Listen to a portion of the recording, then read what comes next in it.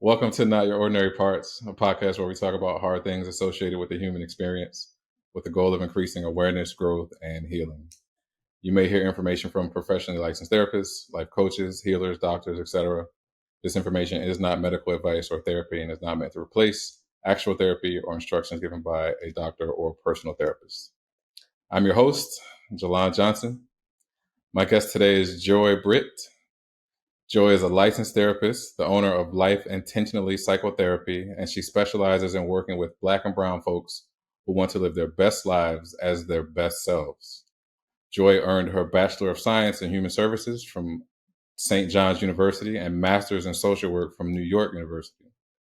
Some of the areas in which Joy works with are depression, anxiety, women's health, unpacking and processing life as a person of color, racial trauma, relationships, family, grief and loss, and self-esteem. Joy is passionate about ending the stigma associated with mental health, especially in communities of color, as she feels there is a need to provide authentic therapy services for clients who might be hesitant to begin therapy due to this stigma.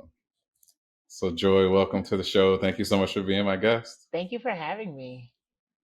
I gave a brief introduction, but so that the audience can get to know you better, would you mind telling us a little bit about yourself and what you do? Sure. So I am a therapist. I'm also a podcast host, although my podcast is currently on pause.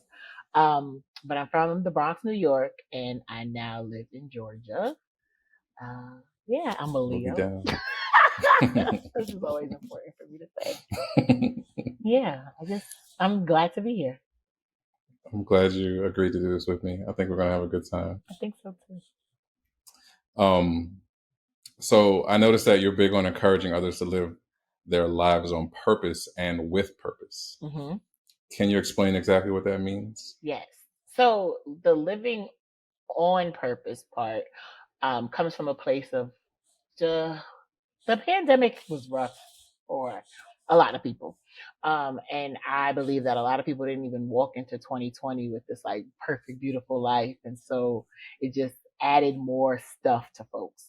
And during that time, there were like a few things going on. I just quit my job. I was starting to become a full-time entrepreneur. That wasn't always easy and fun.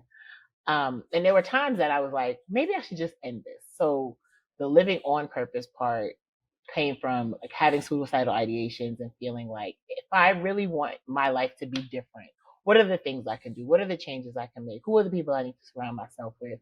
So I feel like I'm living on purpose because I'm choosing to be here.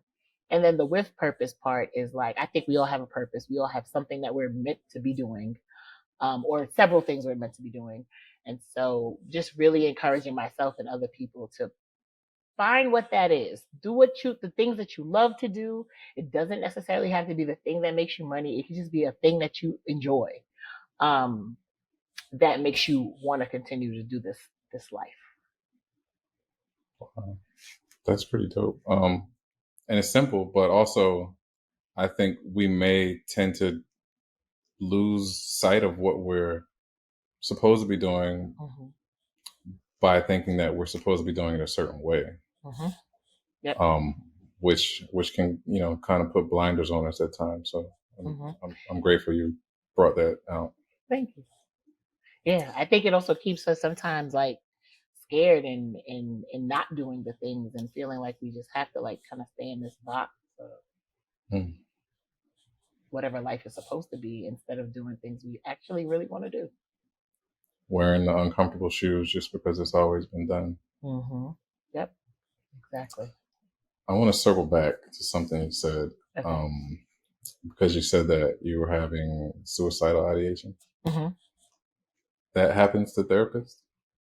Yeah, therapists are real people too.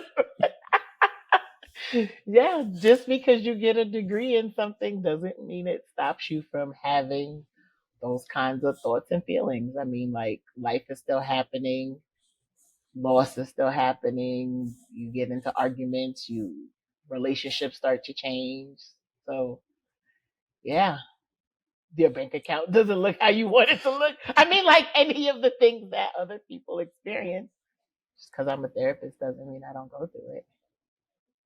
I think for me, when I first started interacting with therapists and started therapy, I was just like, wow, like these people are so advanced, like they can't be experiencing the same things that I experienced. So to Yeah. hear you say that, like I immediately felt it. And Hmm.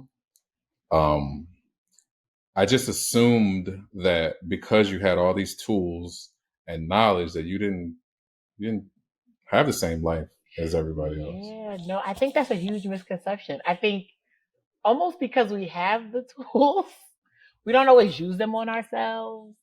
And then I think a lot of times therapists can get so consumed with their clients' lives that they're not always taking the best care of themselves. And so I'm giving everything to somebody else, Mm. what's left for me, and then I feel burnt out or overwhelmed or drained, and then it's like I just don't want to do anything. So yeah, we are Plumber with not leaky faucets. excluded from it. Yeah, yeah, yeah, exactly. Yep. We're Wow. not excluded from those things. Okay. Well, thank you Sorry. for I'm so sorry sharing to ruin people's thoughts that. that therapists are perfect. We are regular people. I think if anything, knowing that you're going to see a regular person who has the same struggles but can help you because they have, this skill set will kind of make people feel more comfortable. Because a lot of times we think of therapists, we think of that couch, Mm-hmm. someone with a pad, and they're saying, "Tell me how that feels," or Mm-hmm. like, and that I don't think is appealing to a lot of people because Right. we want to get to a point where we're comfortable feeling our feelings, but we don't want to do it in a manner that feels off, Mm-hmm. Mm-hmm. Right. So, I feel like the thing that I love about me and like some of the therapists that I'm like, friends with is that I feel like we're real people, and how we show up with our friends is oftentimes how we show up in work. It's just like I don't have to switch off who Joy is. Like Joy is mm, just Joy. I think that though. I mean, that's how it should be. You shouldn't be one way here and then another way there. Like if you're Yeah, being authentic, be authentic. And I think exactly. that because someone can see, that's just who she is. So Hmm. I don't have to prepare myself to get a different version of Joy when it's therapy. And Hmm. then maybe if I see her in the streets or somewhere, I see a different person. And then Hmm. that may make me feel like I have to also switch up. Exactly. Exactly. Yeah. And I feel like I want my clients to feel like they can show up as themselves. So why would I show up as anyone else? Boom. Right Yeah. there. All right. So you specialize in working with Black and brown folks who want to live their best lives as their best Mhm. selves. So two-part question. Okay. How would someone know if they're not living their best life as their best self? First off. Okay. I think sometimes we don't know. I think sometimes we get so used to like this is who I am and this is how I am that you might not be realizing like some of the maybe like the strains you have in relationships, or you might not be taking care of yourself the best way or living just like a healthy, well life. So sometimes it takes somebody else to say it to you. Sometimes I think people feel it in their gut, like, oh, there's more I could be doing, or like there's some work that I could be doing.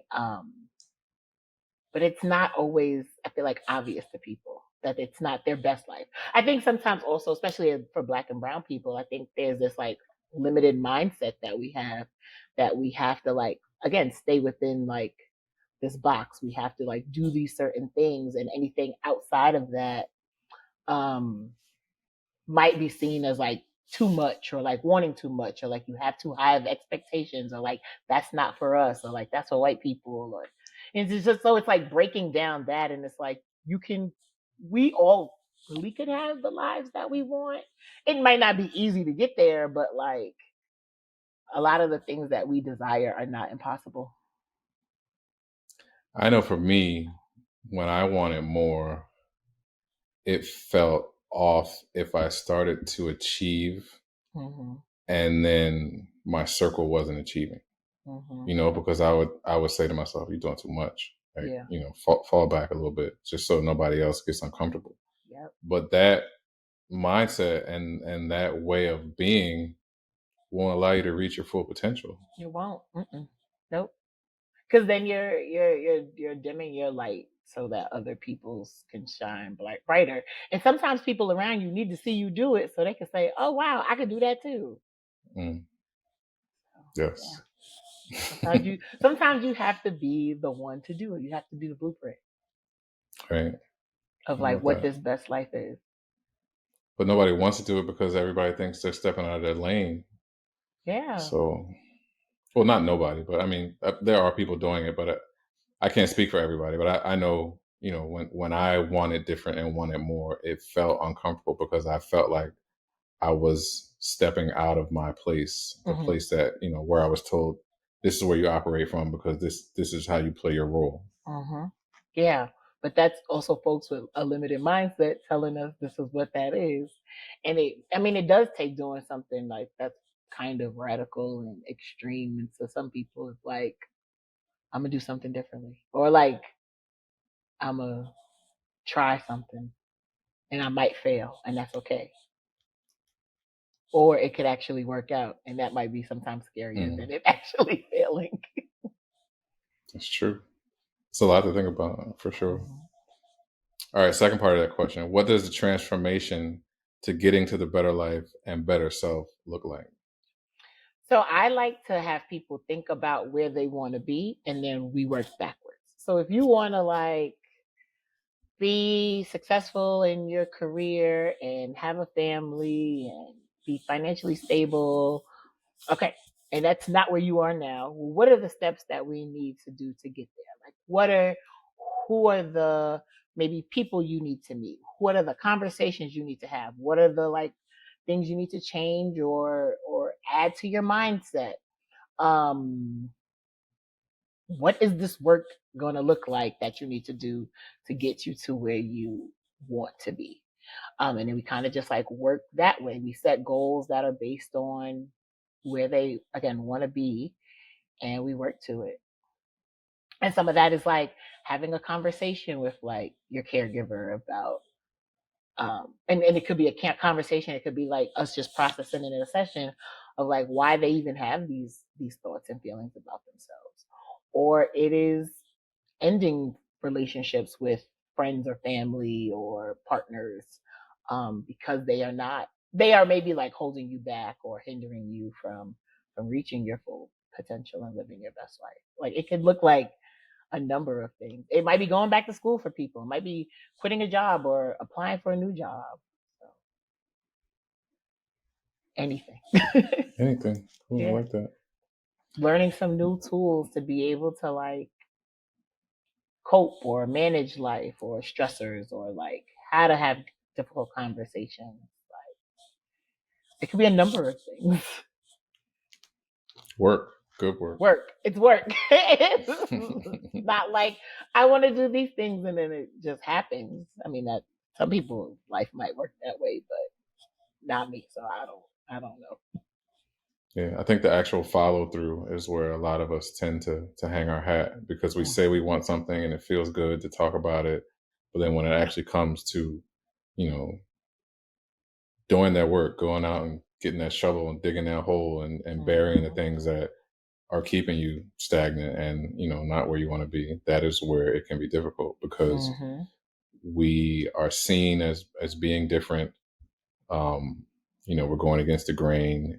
It may upset some of the elders and matriarchs in our family system because we've done things like this for 3 generations and it Mm-hmm. works. Mm-hmm. Right. Right. so so why are you making changes now? You're Exactly. gonna, and a lot of times you have to be that quote unquote cycle breaker, and that Mm-hmm. can be difficult. It Can can be. be, and there can be a lot of pushback that comes with Mm, for sure. What was it that made you want to start doing this work? that. I feel like it's like a two-part conversation, or like a two-part answer. Okay. So, when I was 13, my mom was diagnosed with a chronic illness called scleroderma. And in high school, it started to really affect me because I became a caregiver at like 15, 16. My parents were married, so my dad was there, but he was retired and kind of felt like I don't have to wake up in the morning to help my wife go get ready for work if my daughter is already getting ready to go to school. So I had to like get myself ready, get my mother ready, then go to school and be a student.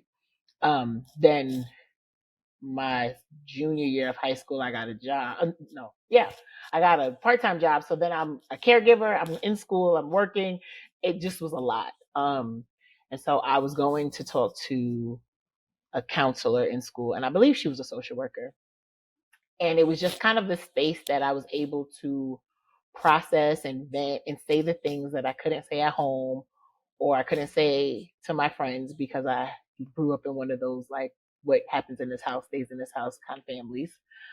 Um, and so I could go to this lady and I could say like I'm really upset that my mother is sick and I can't do anything about it, or like that the doctors can't help and this is frustrating and I hate that she's sick and I hate school now and like can I just drop out of high school and like not do any of this stuff. And I feel like it was really a place that I felt supported and I felt heard and seen. Um, and then it was like, but I didn't necessarily at the time say I wanted to do this work. It wasn't until um college and I was like, what am I doing with my life? And then I got this postcard from my school about a human service major. And I was like, oh, I could do that. I could go to school for that. And then I took a few classes. I really loved the work. And I was like, it started off like, I just want to help people. And I really didn't know what that meant or what that was going to look like at the time. But then I remembered high school and I was like, oh, I could be this person for kids because kids aren't always listened to by adults because adults think that they are always smarter because they're older and they're bigger. And if I provide this space for kids where they feel like they can talk to somebody and somebody is listening and they see them, like that is my dream. So um, I started doing more work with families, and then I ended up transitioning to working at a high school, and then I worked at an elementary school. So I could be that person for kids. And then, pandemic happened and, and then working with kids virtually is not the same. I don't feel it's the same as working with kids in person. So now I don't currently work with children, but yeah, that was kind of how that all came about. Um, I'm sorry that you had to have such a huge workload and responsibility at such a young age. Um, I know that is what life looks like for a lot of us growing up. Um, Also, I'm glad that you were able to use your experience to turn it into a tool for others who maybe don't have a voice or didn't know how to turn that into something that could be productive and worthwhile for the community. So thank you for that. Thank you. I wanted to touch on something that you said. Okay. And you said that adults may sometimes think that they are smarter and know more just because they're older or bigger. Mm-hmm. How can someone, I guess, work their way out of believing that if that's what they've always been told? And they may have known that it's not necessarily true, but they couldn't do anything about it. Someone as the adult or someone as the child? Maybe an adult now who grew up that way in their household. I mean, I think some of us just have like concrete examples of like just because my parent or grandparent, aunt, uncle, whoever was older doesn't mean they knew more than we did. I think what like I try to do, and I think my friends too, is like just because our parents raised us and we like turned out okay.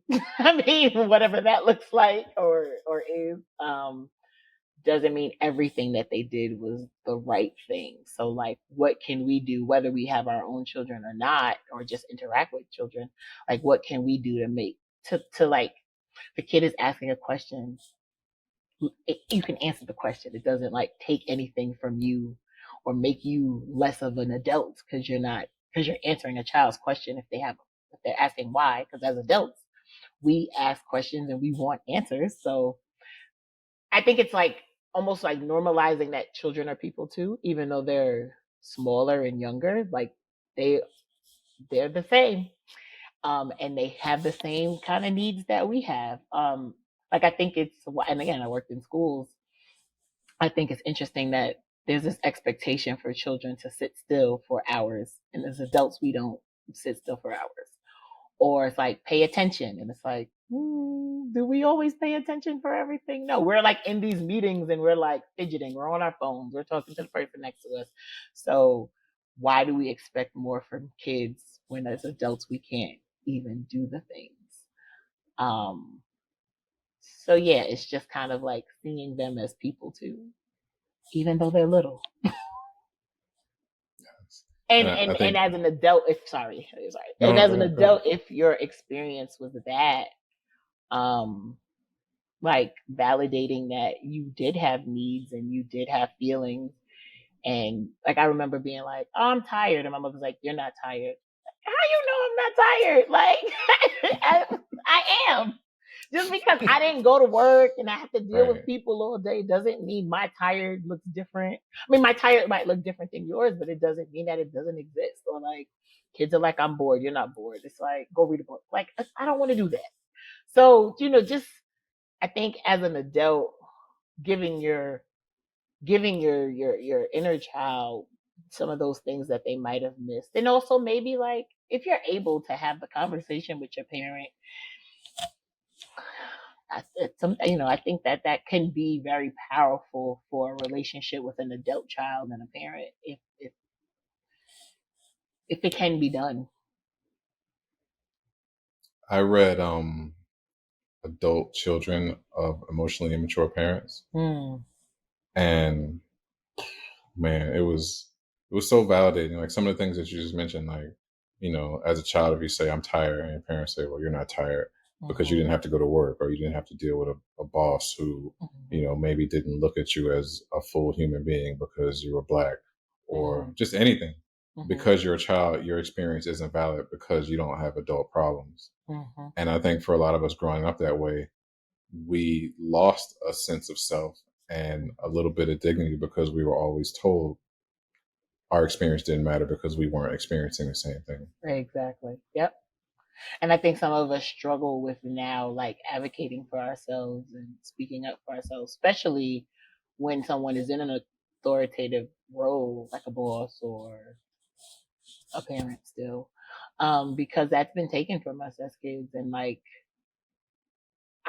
I mean, and sometimes even, I'm not perfect. Sometimes as an adult, when a kid is asking me a whole bunch of questions and they got a lot to say, it's like, by now my parents would have like told me to shut up. But also like I know what that did to me, and so I will be patient and give this child the things because they just want to know. Right. And like how what would have happened if like some of us weren't shut down or told to be quiet or like sent away or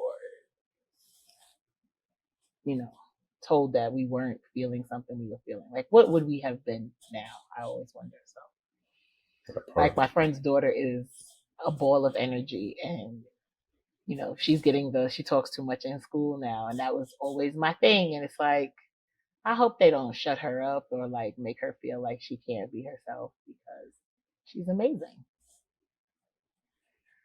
Yeah. I think we should nurture that with Hmm. curiosity, and saying you're amazing should be said much more often than Hmm. be quiet or you're Hmm. not this or you're not that. Exactly. Yeah. Yep. Like All how right. I can we think we use that? covered that point. Check that. All right. So I want to give you some time to talk about the areas that you're well versed in. Okay.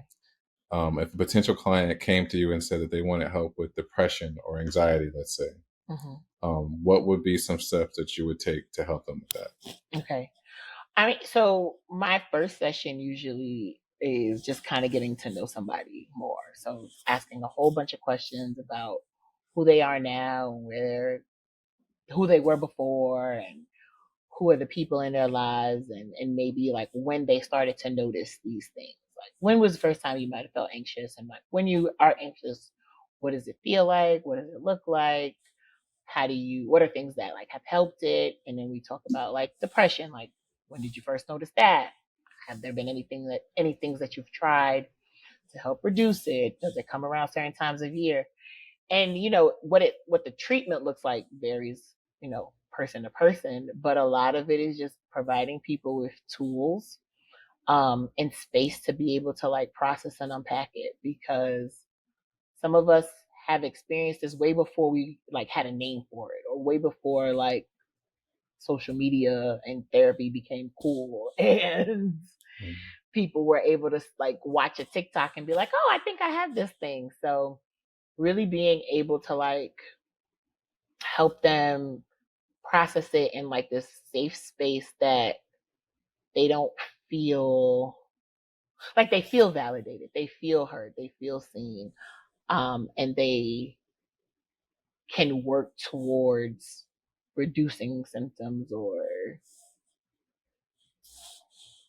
I don't know if eliminating it is forever the goal. I mean, for some things maybe, but definitely being able to like manage it. Like if you're not in therapy, or if you cannot reach out to your therapist right now, what are you doing in this moment when you're having a panic attack? Like what are the things that you're trying? But a lot of times with therapy, and I feel like this is a overall thing, is like if you're not ready to do the work, none of it is going to work. Like just because you're in therapy doesn't mean it is a magic wand to your life if you're not willing to try things outside of the session. So like if your therapist suggests something, to try it. It might not work, but nothing works if you're not doing anything. So I think being fully ready to be a part of what this therapy work looks like is very important for clients, because you have to do your part too. It's true. I mean, nothing. You can't go to the gym and just stand there and expect Right. to shape. It doesn't count, unfortunately. Yeah. All right. How would you help a client unpack and process life as a person of color? I mean, even though I think we all have similar experiences, just really being able to understand what their experience has been like. What does their family look like? What did their neighborhood growing up look like? School? Because all of those places and all of those people really impact how you see yourself and feel about yourself, especially as a person of color. Because if you were in like mostly white spaces, did you feel like you needed to like erase that you were a person of color? Did you feel like you stood out more? Did people like point out that you were different than them? Or if you grew up in all black and brown spaces, even what was that like? And like, has every space since then been like that?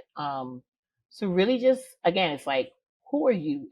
We are all experts on ourselves. So really being able to unpack somebody's own personal experiences and have them speak to um, what they know about their life, and just kind of being able to see again, like in terms of going back to like what your best life is, like what does that have? What are your experiences and who you are have to do with like where you want to go and like who you want to be and who you want to and what you want to feel like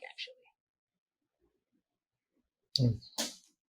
I think it's important to realize that even though we may be reaching out to experts, whether it's a doctor, therapist, whatever have you, we are the expert of ourselves. Mm-hmm. We are the expert of our body, of our brains. That's why we have to answer questions so that other people can get to know about who we are or what our experience is. And it's important to remember that, especially with doctors, because I feel like a lot of times with doctors, and this is my experience. I'll go in and explain how I'm feeling, and they will tell me what I'm feeling. Mm-hmm. And because they're a doctor, sometimes you may feel like you have to just fall back and listen to what they say, but you don't have to do that. You don't. Right. This is my experience. This is what I'm willing to accept, and this is what I'm not willing to accept. And even with finding a good therapist, because not every therapist is going to be a good match. And sometimes people will say, "Well, I just want to start therapy so bad that I'm willing to accept anything." Yeah, don't do that. Right. Really find somebody that's a good fit for you. And even if you meet with them a time or a few times and it doesn't feel right, it's okay to say, like, yeah, I'm going to try somebody else. Yeah, I agree. And I think relatability is big for us as people of color because our lived experience is so different from other people's because of the things that we've gone through. And other people's lived experience is so different because of things that they've gone through. So it's important also to feel like you can feel safe and that you can relate to the person that you have to get emotionally naked with in order to grow and do their work. Yep, exactly. All right. Next question I want to ask. What are some ways you assist your clients with family and relationship issues? And what are some common things that you see? Okay. I'll start with the common. The common things is like grown-ups and their parents still seeing them as a child and not being able to like not feeling like they're able to tell their parents what they really think and feel, or not being able to talk about feelings, period. Some Black parents just don't want to hear about feelings. Like, you don't have them, you shouldn't have them, you just got to keep on going.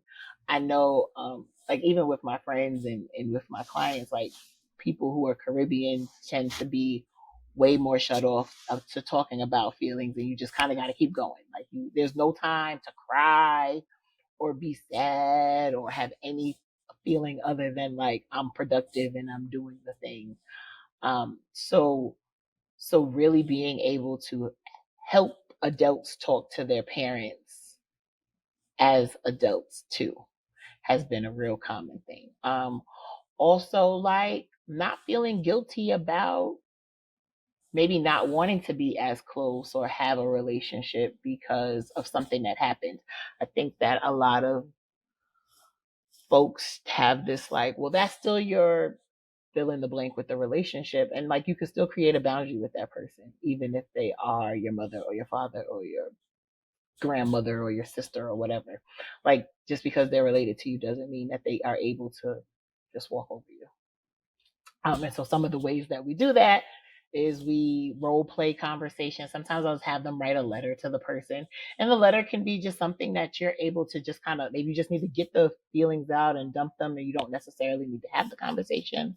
Or maybe the letter just forms, like, serves as a guide to be able to do the discussing with the person that in your family that you want to talk about the things with. Sometimes it looks like having family sessions or finding a different therapist to work as a family with.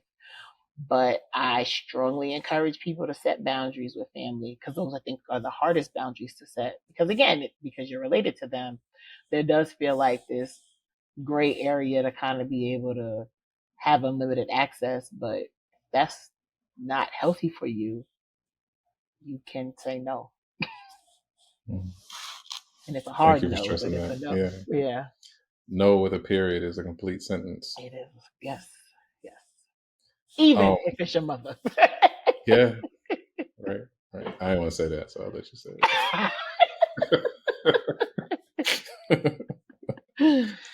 it. So we're talking about some family dynamics and how, some parents and the older generation, they feelings were not up for discussion, Mhm. like you mentioned.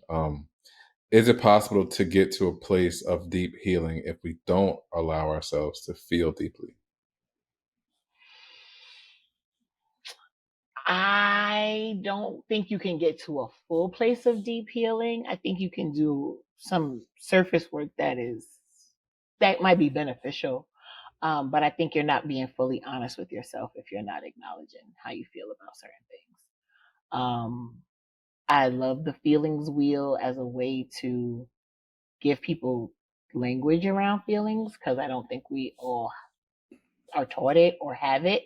Like, we know, like, happy, sad, angry, but there's so many other feelings, and sometimes we're feeling those other things, but because we just know happy, sad, angry, or whatever, then those become the, well, oh, I'm always angry or I'm always happy, and it's like maybe you're not. So really being able to like be honest and explore what those feelings are and being able to name them, I think is helpful, obviously personally, but also in being able to like navigate relationships and like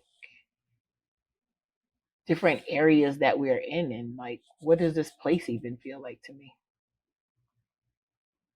and is this a place that I need to be in, is this a person that I need to be around? I like the fact that you differentiated deep healing from good work, because I think anyone who is trying to be better and actually taking the steps toward it, you'll get the reward of change. But the deep work, I think, is where you need to feel deeply in order to understand all of the processes and things that have been happening internally in order to give them a name, and in order to not be triggered, reactive, and all those things when you do feel them. Yep, absolutely. So, talking about feelings, is it difficult to understand the difference between how we feel and who we are? I think for a lot of people, feelings is not a thing that we talk about. Like, even like if I say to somebody, like, how you, like now I say, how are you feeling? And people will say, like, I'm at work. That's not how you're feeling. Like, that is what you are currently doing. I don't care. Not that I don't care, but like, that's not what I'm asking. I think some people are so, and I feel like it, I'll, I'll I'll say black people because that's who I mostly talk to. But I feel like it's not usually how we lead a conversation. Like feelings comes in later, maybe if ever at all. And I think we only really talk about feelings with people we feel the most close to. Um, and who you are is impacted on your feelings, but like they're different. They're separate things. Like you are not your feelings all the time, and your feelings are not who you are all the time. I remember growing up, my old heads used to always say, as a greeting, "How you feeling?" But it wasn't necessarily a question. It No. was just, "What's going on? Yeah. What's up?" It could be interchanged with any of those things. "What's good? How you feeling?" But you're not And supposed to answer it with an actual feeling. You say no, fine, or I'm good, even right. if you're not really that. And you say you're an autoresponder the same way if you're out of office and you have an email that replies, because no one ever, well, I won't say no one, but it wasn't normal if someone said, "How you feeling?" You stop and say, "You know what? I'm a little melancholy today." Yeah. They Yeah. will look at you like you're stupid. Like, what is this fool talking about? Like I didn't ask you that. And it's like, yeah, you Right. did. I think the more we get in tune with our feelings, the more we learn the language of emotion, and we're able to communicate our feelings in a way that we're comfortable with, and to where we can understand the difference between how we feel and who we are. Because, like you said, if someone says, "Oh, I'm always angry all the time," that doesn't necessarily make you an angry person. That just means that you're processing something that you're feeling, and maybe you haven't done a good job at actually sitting with it so that you can move on from it. Right. Exactly. Exactly. And are you even really angry? Again, it's like, or is that another feeling or another need that's not being met that is then creating the anger, but that's not necessarily the feeling? Or, like you said, who you are. I saw a post the other day. I can't remember who it was from, but it talked about a type of depression that is like a agitated depressive, and that the actual anger or agitation is at the surface, but it's because of actually being depressed. Mm. And I was just like, wow, that's wild. Mm-hmm. That's wild. So that made me feel like there can be emotions that we show, but they could be used as a filter to hide what's actually going on, because in order to get to that deep emotion, you have to be vulnerable, and being vulnerable could be scary, or it could be uncomfortable. Yep. But it unlocks so many doors to like healing and self-awareness and all the things. All the things.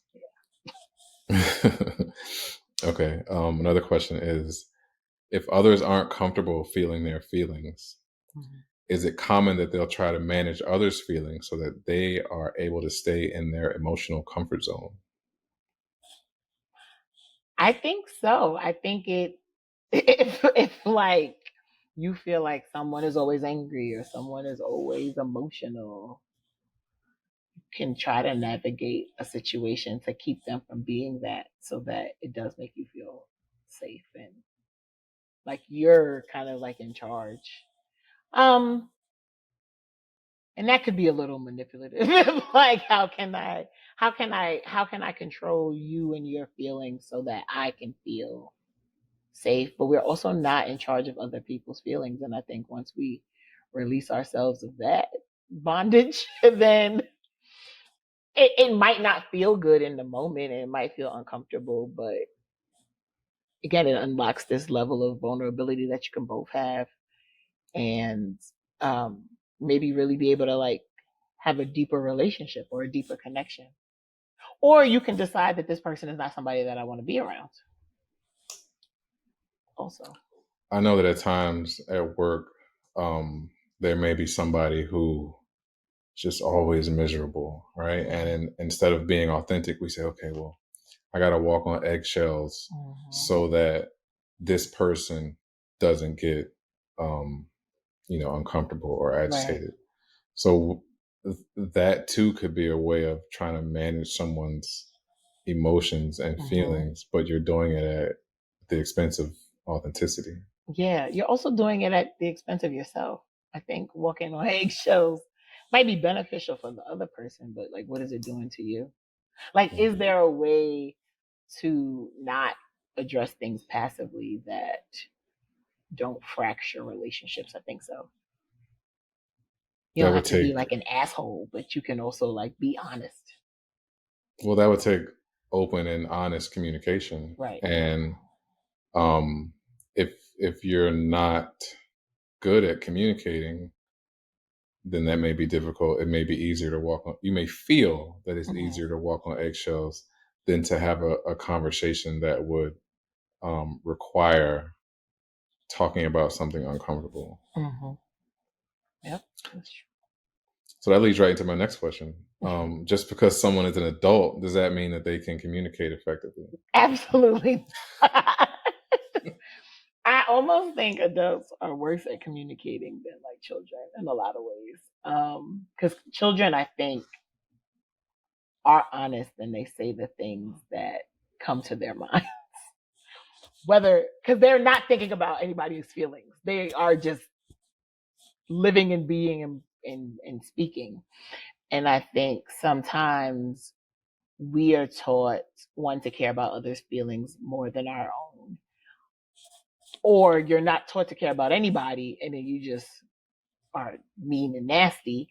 And it's like finding that balance of like how to be assertive and speak directly without, again, being like a jerk and being mean, but also not tiptoeing around situations and not fully expressing yourselves. I think a lot of us really struggle with, as adults, really struggle with communications. Also, a lot of us grew up in this era of like, you don't talk about things or like you don't ask questions. So we form a lot of assumptions in our heads instead of just asking and like seeking clarity. So we're a little screwed as adults. I feel like when it comes to that, and a lot of it is like learn. I feel like that's a huge thing, especially in like relationships. Um, People, even when they are disagreeing, a disagreement doesn't have to lead to an argument. It can just be like we don't have the same opinion on something, and that's okay. We're different people from different experiences in life that we shouldn't always think the same things. Um, but people then become escalated because they don't feel heard, or they start to yell because maybe they grew up in a home where you had to scream to get to be heard, or they're only listening to respond. They're not listening to understand what somebody else is saying. So we all could do a lot better when it comes to communicating. I think we can learn a lot from kids too, just We because could learn a lot from kids. I kind of went off a little bit thinking about what you said about children being better communicators, and they don't have any preconceived notions about anything. If they have a question, they ask it because they're inquisitive. They want to know it, and if we could get back to that in our adulthood, but I think along the way, there may have been some caregivers that taught us and trained us that asking questions would get you in trouble. So we may not feel safe asking questions, or just communicating, period, because we may have lost our voice. That's why therapy is important. It is. Such an advocate for it.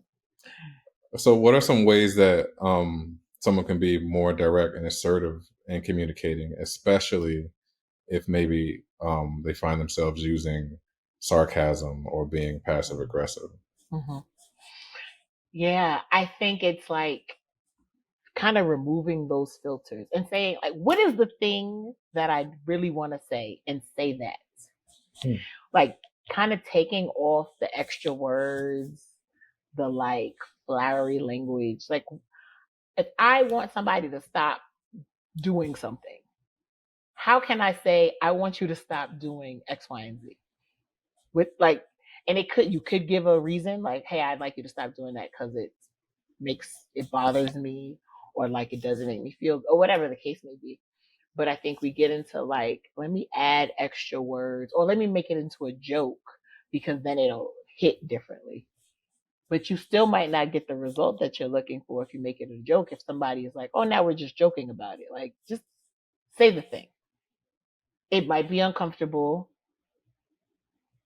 but being direct is kind of how you get things done, for at least for yourself. Again, if somebody doesn't respond to it that way, maybe that's a different conversation of like, well, now is this, if I'm giving you this very direct request or statement, and you like aren't listening to me, or you are like negating my feelings, then I get to decide like what I do with that. But I know that I was very clear in my request. What if it's difficult for someone just to formulate the question that they want to ask, or they're so fearful of what may happen because of maybe previous experiences? Would it be okay to then maybe do like some role playing, like you said you do in therapy, where you use a friend and you say, this is what I want to say, can we go over this, or something like that? Yep. I would suggest role playing, even writing something down and practicing it. I think it's, especially for difficult conversations and you're like feeling all of these fears, I don't suggest the first time you say something like that to be with the person. Especially if you're like, they're going to give me pushback. You kind of almost need to like be able to say it so effortlessly that even if they say something back, maybe you're ready with what the next line is. And it might feel like a script, but if again your goal is to get somebody to hear what you're saying, you can follow through with that. You just might have to practice it. And the first time is usually the hardest. Or depending on the relationship you have with somebody, it's the hardest. It's harder to create boundaries with people you're close to. Strangers is like, whatever, I can tell you no. I don't care about this. Like, this relationship is not a relationship. But like somebody that you care about and you don't want their feelings to be hurt, it's a little harder to have those conversations, but they're not impossible. Right. Are there different methods that could be used to maybe have that conversation? Like, if you're just terrified to have a face-to-face conversation or over the phone, could you start with maybe a text or an email? Yeah. Yeah. I think you can do that. I think sometimes people get like really caught up in like you have to have a face to face. I don't think you should text everything, but I think some things are textable, and like especially if you're like, I know that if I am standing in front of this person, the words are not going to come out, and I've practiced 1,000 times. Send a text. Send a text, and it can maybe you could start with like laying that foundation, and then maybe you can graduate into an in-person conversation. But like And you can use the tool that works best for you. okay, and I was going to say, is there any specific manner in which it has to happen? Like, it has to look like this, or when you're working with your clients, and however you want to do it is the best way. Is that an option?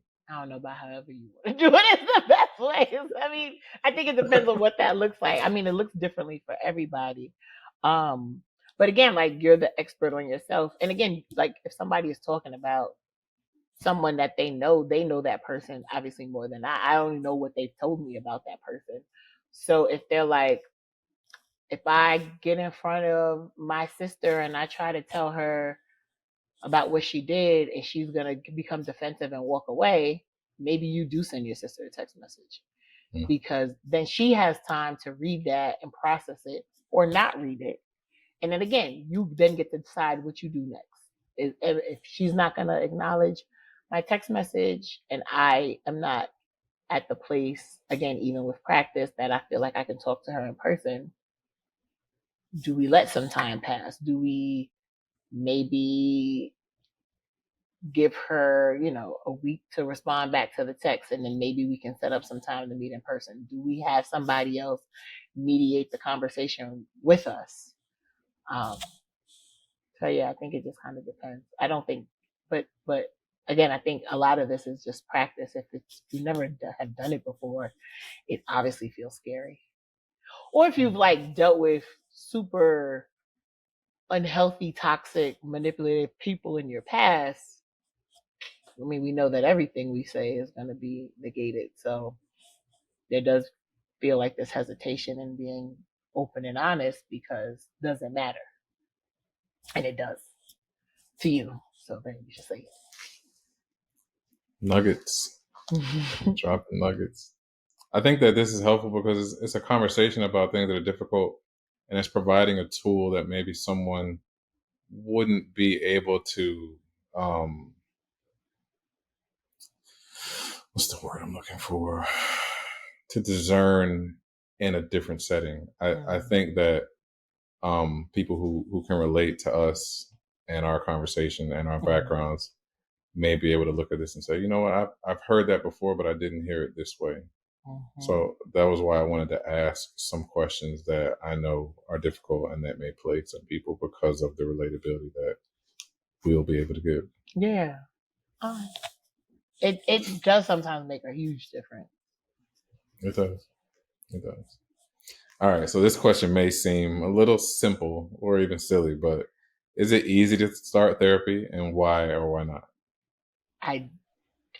I don't think it's always easy to start therapy. Actually, I don't think it's easy for a lot of people to start therapy.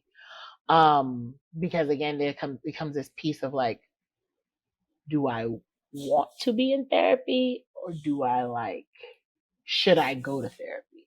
Because I think people could argue that we all should go, but if you get there and you're not going to do the work, then it's a waste of time and money. So making the decision to go and saying like, I'm actually ready to do this, can be really hard for people, because therapy is not just like, and this person did this to me, and this person did this to me, and this person did this to me. It's a lot of like, and I did this. It's looking in a mirror. It's reflecting on the roles you've played, the things you've done or not done, or said or not said. And that is hard. We don't always want to be self-aware and reflective and maybe the bad guy in some people's narratives, but sometimes we are. And like that part of therapy isn't always fun. It might not also be fun to like dig up some of the things that have happened in our past and some of those painful events that we might not have ever talked about or said out loud. So just not even knowing how like that can go when you are starting to begin to unpack these things can be terrifying to people.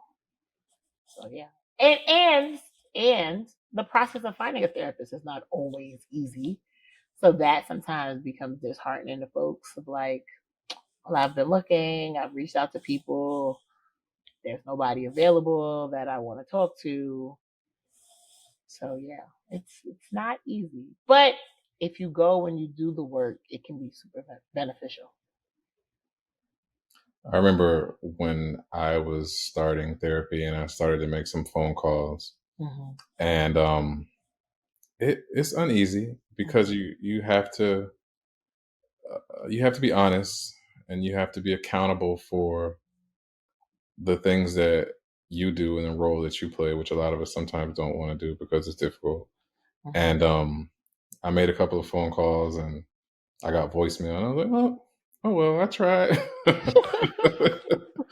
But then, I was like, okay, well, that's not how this works. You have to talk to somebody Yeah. and see if you can set an appointment and see how you like the person and all that. So yeah, it can be quite a task. Some people are, can find somebody their first try, and some people it takes multiple. right, it's true. My first therapist was not my only therapist. Going through a few of them. I think it's important to say that too, because like I was saying earlier, like with the doctors, you have to find someone that is a good fit for you and that you can be comfortable with and be honest with, because you're doing soul work, and to dig deep down into your soul and share. You can't just do that with anybody. Right. Exactly. All right. So last question, the biggest one. Okay. If you could use your platform to encourage anyone who may be struggling with the idea of therapy, or on the fence about talking to someone about their big feelings and emotions, what would you say? I would say just try it. It could really be the thing that changes the trajectory of your life and how you feel about yourself, how you feel about the places you are in and the people who are around you. And if you don't like it, you don't have to keep going, but you should try it because it could really change your life. Boom. As a therapist and as a client, I've definitely seen the growth and the healing that really doing the work and finding someone that's a good fit can really do for you. So just give it a try. The worst case that happens is you're like, it didn't work. I'd suggest you try to find somebody else. But, if you go and you're open and honest and you don't lie to your therapist and you do your homework and you do things outside of your sessions, you could really see some great changes. People lie to their therapists? Yes. Yes, people lie to their therapists. And we know sometimes. Why do you think that is? I think we all in some way want to be liked. And so I think if you're like, I've done something really terrible, and like really terrible is usually not even the bar. But I think some people just like don't want their therapist to judge them. Or they, and like this is your life. We are people. We do things. It doesn't I mean, unless you say like, hey, I killed somebody today, probably your therapist is not gonna like get rid of you. I mean, they probably wouldn't get rid of you for that either, but it's like just be honest and it's okay. If you broke your arm and you go to the doctor and say, I'm having a little bit of discomfort, and your arm is broken, that does not help you. It does not at all. And I think that's similar with therapy. If we're not willing to be honest, we can't get we can't get the treatment and the healing Mhm. that we need. So Mhm. say your arm is broke. Right. Right. Right. So yeah, I cursed out my whole family yesterday. Let's talk about that. It's okay. It is. Well, Joy, I want to say this has been such a joy. Thank I you. knew at some point I was going to do that. I love this conversation. I Yeah. love what you do. I was so happy that you agreed to do this with me. And I just want to say thank you for your time. Thank you. Thank you for having me. This was great. If someone wants to find you online or on social media, where can they find you? You can find me on Instagram at the Joy of Social Work, and Joy is spelled with an I instead of a Y. Okay. All right. Well, again, thank you so much for your time, for doing this with me, for what you do and how you do it. Thank you.